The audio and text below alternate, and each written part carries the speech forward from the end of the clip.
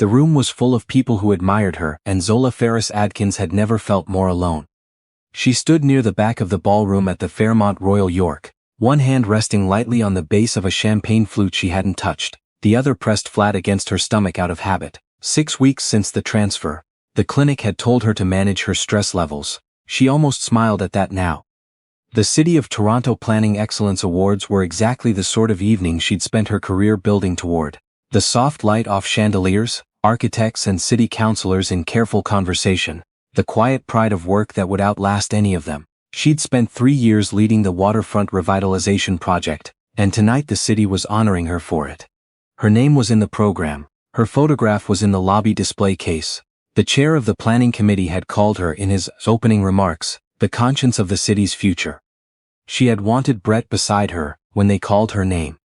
Instead she found him near the coat-check alcove, half concealed by a marble column, his arms wrapped around her younger sister. Not the way a man greets his sister-in-law after not seeing her in a while. His hands were low on Sienna's waist, her fingers were in his hair. He was whispering something against her temple, and Sienna was laughing. The particular soft laugh Zola had known since childhood, the one that meant she was comfortable in her own happiness and not trying to conceal it. Zola stopped walking. A server passed in front of her with a tray of canapés and she accepted one she would never eat. Across the room, Brett tilted his head and pressed his lips to Sienna's hairline, a familiar gesture, the kind that doesn't get invented in a single evening. She set the canapé on a side table and walked to the bar. She ordered sparkling water. She drank it slowly. She looked at the program and found her name listed third in the evening's order of ceremonies. She had 12 minutes. When they called her name, the applause was warm and genuine. She climbed the steps to the podium carefully, accepted the crystal award from the committee chair, and looked out at the room. Brett had returned to their table. He was clapping, his face arranged in the expression she now understood to be a performance, pride worn like a costume. She said thank you. She talked about the waterfront, about what the lake could become when the city stopped treating it as an afterthought. She said that the most important things she'd learned in her work were about patience, about trusting the long view, even when what was right in front of you felt unbearable. She meant every word, just not in the way the audience understood. She walked back to the table. Brett squeezed her hand. That was beautiful, he said. You deserve every bit of this. I know, she said. Sienna was seated 2 tables to the left. When their eyes met, her sister raised her glass and smiled, open, warm, the face of someone with a clean conscience, or the face of someone who had decided that conscience was optional. Zola smiled back. She stayed until the dessert course. She made conversation with the deputy mayor and 2 members of the planning board. She laughed at the right moments and asked the right questions and thanked the right people. Beside her, Brett networked with his usual ease, one hand resting occasionally on her shoulder, the devoted husband attending his wife's big night. When they finally left, she let him take her coat. She let him hold the car door. She answered his questions about the evening with brief, complete sentences while the city moved past the windows, the CN Tower lit against a clear October sky. At home, she told him she had a headache. He kissed her forehead and went to shower. She sat in the kitchen with her phone and sent a single message to her oldest friend, Kezia. I need you. Can I come over? 3 minutes later, I'll put the kettle on. She was in a cab before Brett came back downstairs. Kezia lived in a second-floor flat in Leslieville, the kind of neighborhood that still felt like itself despite everything. She opened the door in an oversized hoodie, took one look at Zola's face and said nothing, just stepped back and let her in. They sat at the kitchen table. Zola told her what she'd seen.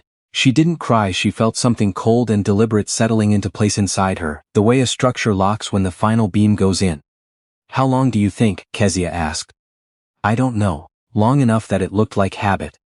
Kezia wrapped both hands around her mug. What do you want to do? I want to know exactly what I'm dealing with before I do anything. She didn't go home that night. She texted Brett that she was staying with Kezia because the drive felt too long. He wouldn't question it. She lay awake in Kezia's spare room listening to the streetcar run down Queen Street and thought about money. Specifically, she thought about the family fund. They'd opened it 18 months ago, when the fertility clinic recommended keeping liquid savings set aside for the IVF process. Brett had suggested it, had been the one to set it up, saying it was important to him that they approach it as a shared commitment. They'd transferred money in steadily, month by month. By her last accounting, there should have been just over $200,000 in it. She fell asleep at 3 in the morning and woke at 6 with a clear cold certainty about what she needed to do next. Zola called Roman Bassett the following morning. He was an old classmate from Ryerson, now a forensic accountant who did independent work between contracts. She trusted him the way you trust someone who has never once tried to impress you. She told him what she suspected. She gave him access to the family account, to their joint finances, to the investment portfolio Brett managed. She explained that she didn't know exactly what she was looking for yet, only that something was wrong. Roman called her back 2 days later. The family fund, he said, has $47,000 in it. She sat down. We put in over 200. I know. There have been 43 transfers over 22 months, varying amounts, small enough that none of them would trigger an automatic review. They all went to a numbered account that rolls into a holding company registered in Ontario. He paused. Want the company name? Yes. SF Residential Holdings registered owner Sienna Ferris. Zola looked at the wall of Kezia's kitchen. The kettle was boiling. Kezia was watching her from across the room. Is there property under the company? Zola asked. A condo on King West purchased 14 months ago. Monthly maintenance fees and property taxes paid from the same account ever since. She thought about the last 14 months. She thought about the IVF cycles that had failed. The first, then the second, then the third. She thought about the conversations she and Brett had had in the car driving home from the clinic. His hand on hers across the console, telling her they'd keep trying, that they had the resources, that she shouldn't worry about the money. Document everything, she said. Every transfer, every date, every amount. Already doing it, Roman said. Zola, you need a lawyer. She knew she was already looking up names. She went home 2 days after the gala. Brett seemed relieved to see her. He made dinner and asked about the clinic. She had a follow-up appointment that week to assess whether the most recent transfer had taken. He sat across from her at the kitchen table in their house in Roncesvalles, and talked about his upcoming projects, a mixed-use development in Oakville, another proposed for the eastern waterfront. He was animated and warm, and he reached across to touch her hand when she seemed quiet. She let him. She spent the next 10 days learning things she hadn't wanted to know. She photographed the contents of his home office while he was at the gym. She reviewed the transaction history on his business accounts, which she had access to as a co-signatory. She tracked his location through the family sharing app on his phone. He'd forgotten it was active, or never thought she'd check. On Tuesday and Thursday evenings, when he told her he was in Oakville meeting with contractors, his phone placed him on King Street West, 7 minutes from the condo in Sienna's company's name. She found hotel receipts filed under business development, a florist charge on his personal card dated the Monday after her second failed transfer. He'd brought her grocery store daffodils that day. The florist's receipt was for something considerably more elaborate. She made notes. She photographed documents. She kept her voice even at dinner and slept beside him at night and answered his questions about her work with the same care she always had. On the 8th day, Sienna texted her. Haven't seen you since the gala. Can we grab lunch this week? Miss you. Zola thought about it for a moment. Then she typed back, Thursday would be great, you pick the place.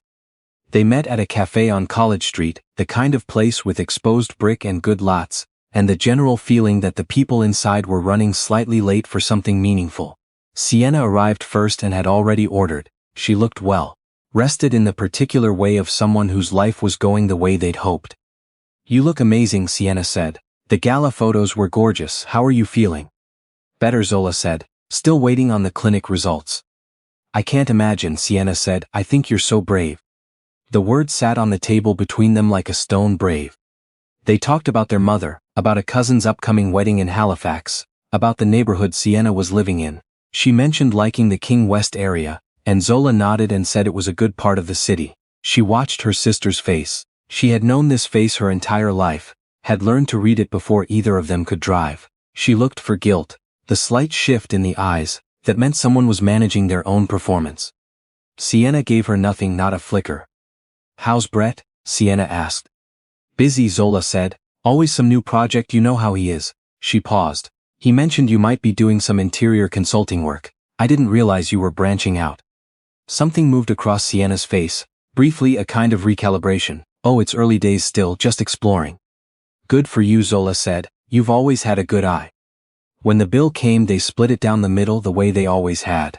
Outside on the pavement, Sienna hugged her. Don't be a stranger, Sienna said.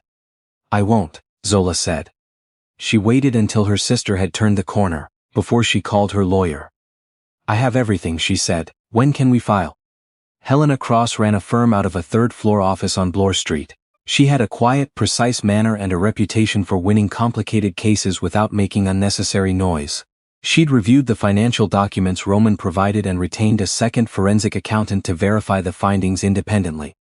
"The infidelity clause in your marriage agreement is clearly worded," Helena said, on the day Zola sat across from her with both hands flat on the boardroom table. "If Brett committed adultery, the asset division defaults to 65% in your favor. That includes equity in the Roncesvalles property, his investment portfolio, and his stake in 3 of the 5 development partnerships. And the family fund. That's separate. What he did with those funds, redirecting them into an account owned by your sister, used to purchase a condo she occupies, without your knowledge or consent.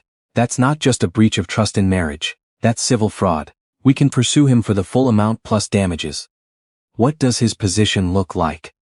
Helena allowed herself a small composed expression that wasn't quite a smile. "Not good. His only real argument would be that the transfers were gifts freely given. But gifts of that size, from a joint account, to someone he was having an affair with, during a period when the account's stated purpose was fertility treatment. No judge in Ontario is going to find that sympathetic." They filed on a Thursday morning. The process server waited outside Brett's Oakville site meeting. When the meeting ended and he walked into the parking lot, she was there with an envelope. He called 31 times in the first 2 hours. Zola sat in Helena's boardroom and watched her phone light up on the table and didn't answer any of them.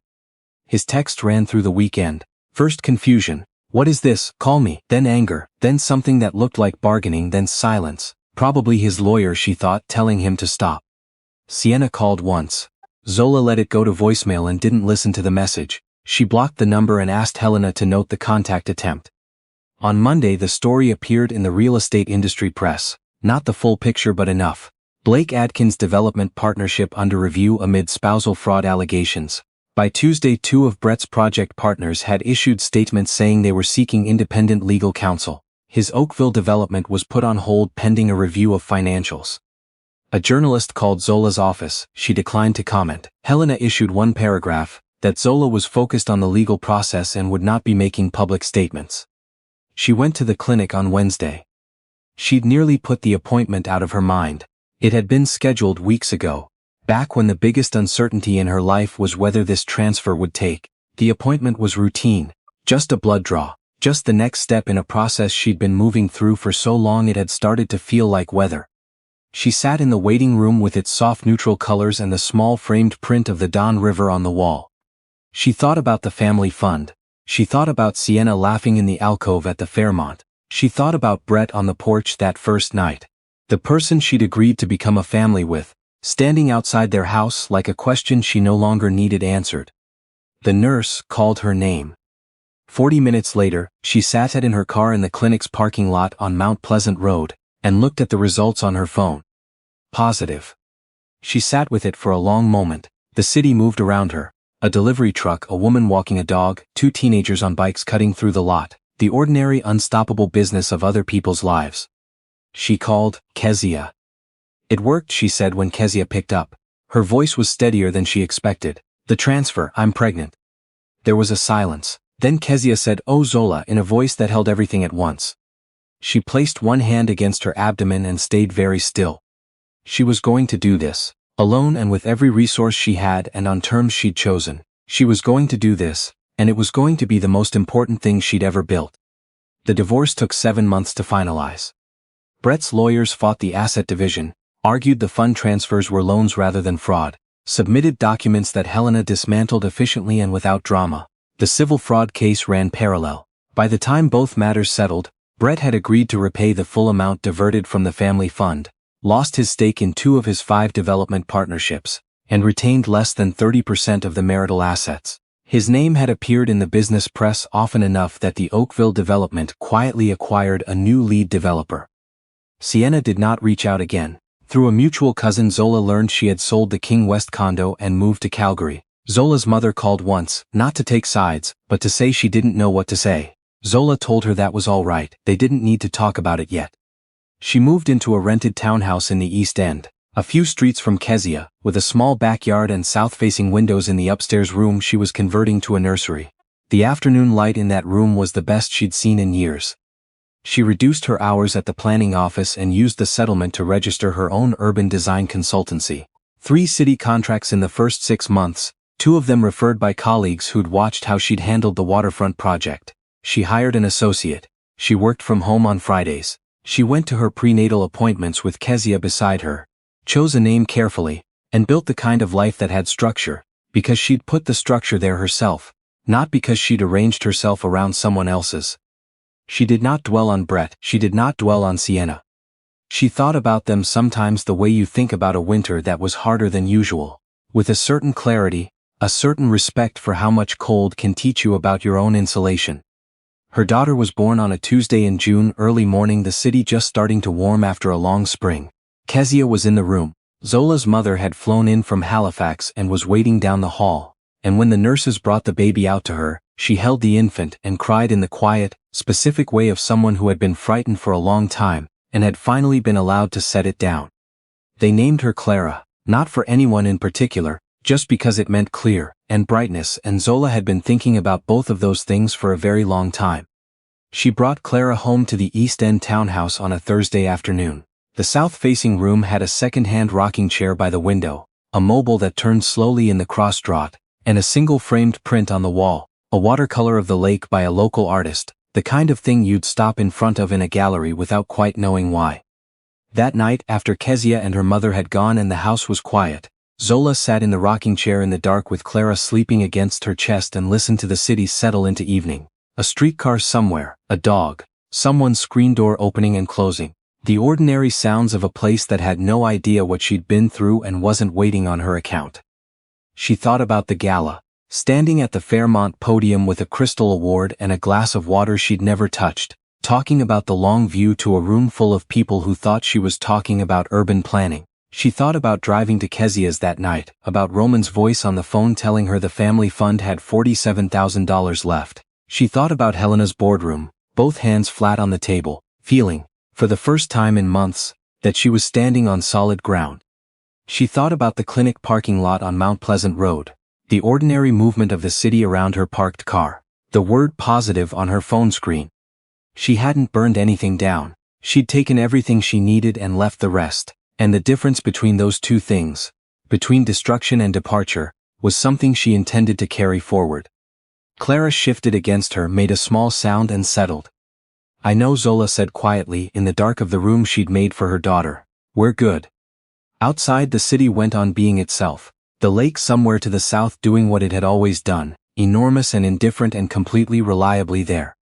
She rocked her daughter and let the quiet hold them both, and she thought, this is what it feels like when the foundation is finally yours.